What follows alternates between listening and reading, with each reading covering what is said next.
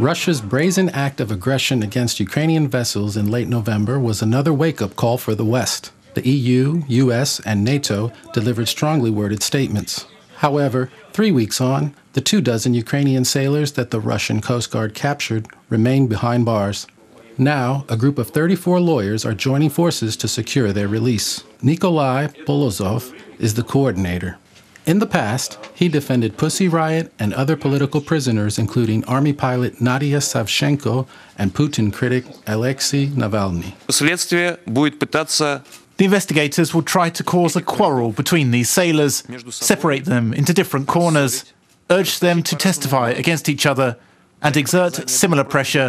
The team of lawyers will try to keep the sailors from these actions. Polozov says that the Ukrainian sailors have slim prospects for being released for now. Everything, he says, depends on the Kremlin. But Russia continues to violate the Geneva Convention, under which 24 Ukrainian sailors are considered to be prisoners of war. They cannot be convicted nor jailed, and they must be able to meet with consuls and international observers.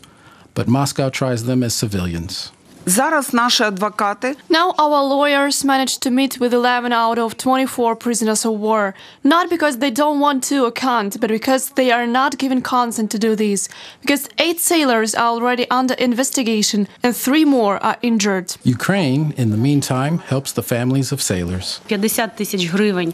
A decision was made that each sailor through his family will receive 50,000 hryvnias from the Defense Ministry and 100,000 more from the Ministry of the Temporarily Occupied Territories. Also, they will be paid their salary.